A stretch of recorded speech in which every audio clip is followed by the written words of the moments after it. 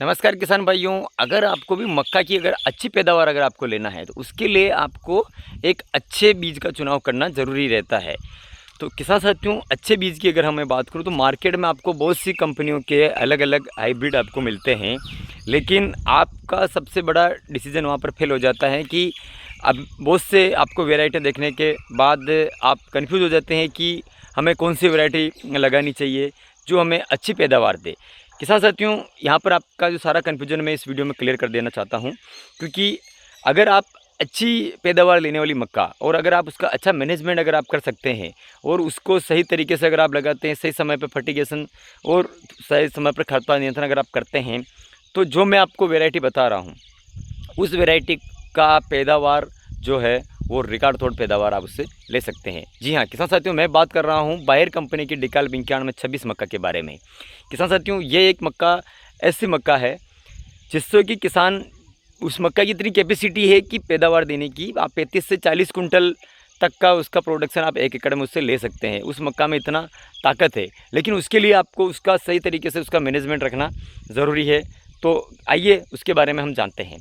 किसान साथियों, Bayer company की डिकाल 9226 मक्का किसानों के बीच में काफ़ी पॉपुलर भी है और किसान काफ़ी समय से इसको लगा रहे हैं और अच्छा उत्पादन भी ले रहे हैं। लेकिन खासतौर पर जो नए किसान हैं, जो इस वैरायटी को जिन्होंने नहीं लगाया है, उनके लिए भी मैं बता दूं तो इसकी कुछ विशेषताओं के बारे में हम जानते हैं। सबसे पहले किसान साथियों, ये एक लॉन्ग ड्यूरेशन वाली वैरायटी है, यानी कि 105 से 110 दिन या 115 दिनों का समय ये लेती है। और इसको आप हल्की ज़मीन में ना लगाए, इसको भारी ज़मीन में लगाते हैं तो इसका बेनिफिट आपको अच्छा देखने को मिलेगा। और इसके अलावा इसे ये ज़्यादा पानी की वैरायटी भी, अगर आपके कहीं ज़्यादा गलन वलन की समस्या आती है तो ज़्यादा पानी सहन करने वाली वैरायटी है। और एक बात का विशेष ध्यान रखें कि इसको जब आप इसकी बुआई करते हैं तो उस समय पानी की इसकी ज़्यादा रिक्वायरमेंट होती है। कम पानी या कम नमी अगर आपके खेत में हो तो इस वैरायटी को आप बिल्कुल भी उसमें लगाने की कोशिश ना करें। ज़्यादा नमी और ज़्यादा अच्छी बारिश होने के बाद ही आप इसको बुआई करें। दूसरी बात की इसकी तीसरी विशेषता सबसे बड़ी है कि इसके रेजिस्टेंस पावर काफ़ी ज़्यादा है। इसमें बीमारी का प्रकोप और कीटों का प्रकोप काफ़ी कम देखने को मिलता है। और पौधे की हाइट की बात करूँ तो 7 साढ़े 7 फीट के आसपास की इसकी हाइट होती है। और सबसे बड़ी विशेषता इसका दाना जो नारंगी रंग का होता है, भुट्टा पूरा टिप तक भरा रहता है और दाने वज़नदार होते हैं। और इसके अलावा इसका जो डंडा होता है वो बिल्कुल इसका पतला निकलता है।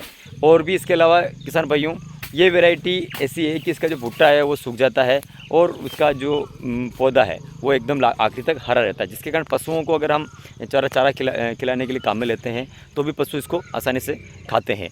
और इसके अलावा किसान भाइयों, ये इस वैरायटी का अगर आपको प्रोडक्शन जो की बात करूं तो ये प्रोडक्शन आपको इससे जो मैं बता रहा हूँ 35 से 40 कुंटल प्रति एकड़ तक आप इससे ले सकते हैं। लेकिन इसके लिए किसान साथियों, इसको आपको किस तरीके से आपको इसको लगाने का जो तरीका है वो आपको तरीका इसका थोड़ा सही चाहिए।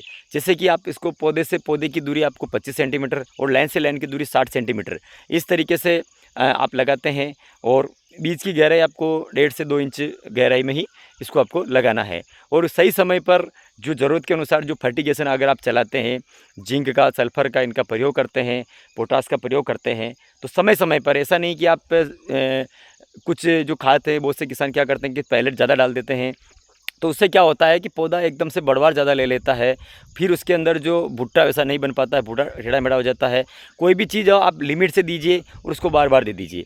तो खाद भी ऐसे ही दीजिए किसान साथियों, कम-कम करके आप बार-बार दीजिए। और उसमें जो ज़रूरत के जो तत्व होते हैं, चाहे जिंक हो गया, मक्का में जिंक की भी काफ़ी ज़्यादा ज़रूरत रहती है, तो उसमें जिंक का भी आप प्रयोग करेंगे तो मैं वाकई में आपको दावे के साथ कह सकता हूँ कि इस मक्का में इतनी ताकत है कि आप इससे पैदावार आप 35 से 40 कुंटल या इससे भी आप ज़्यादा ले सकते हैं।